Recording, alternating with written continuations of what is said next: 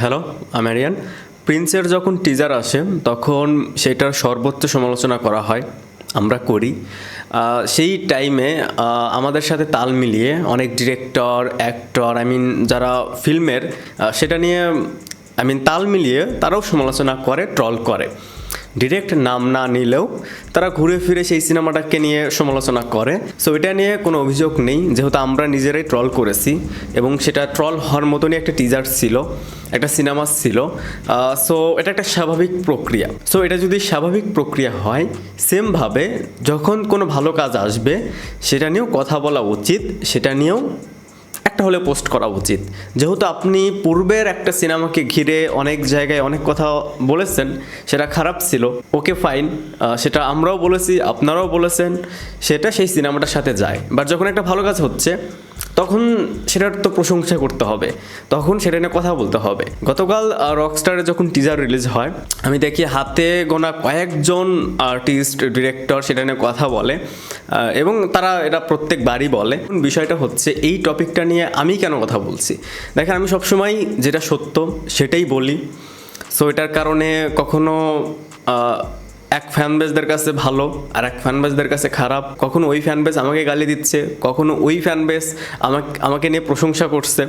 So এভাবেই চলে। But যে বিষয়টা আমার কাছে একটু চোখে লেগেছে, আমি গত কয়েকদিন আগে কয়েকজনের ভিডিও দেখি, আমি নাম বলবো না, তো সেইখানে বলে যে অমুক অ্যাওয়ার্ড পাচ্ছে, অমুকের একটা সিনেমা ভালো চলছে, সেটা নিয়ে কেন দেশের সবচেয়ে বড় স্টার অ্যাপ্রিসিয়েট করে পোস্ট করেনি, কোনো কিছু লেখেনি, বা কেন সেটা নিয়ে সে কোনো কথা বলেনি, এইরকম বিষয় ছিল। আমি এটা বেশ কয়েক জায়গায় এই রিসেন্ট টাইমে দেখেছি।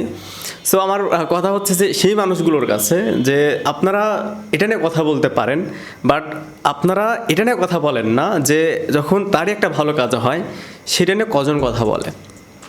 ঘুরে ফিরে সেই আমরাই প্রশংসা করি, আমরাই সমালোচনা করি, আর আমাদের থেকে সমালোচনাটা তারা নিয়ে সমালোচনা করে।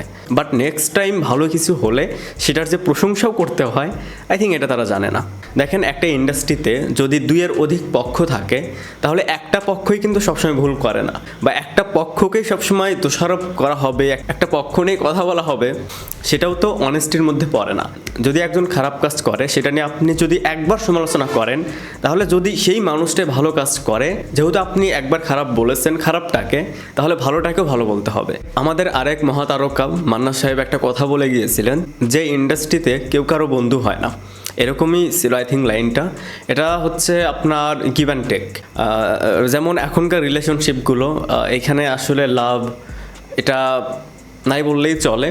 এখানে মূলত যেটা হয় সেটা হচ্ছে গিভ অ্যান্ড টেক। সো প্রত্যেকটা জায়গায় এখন এরকম।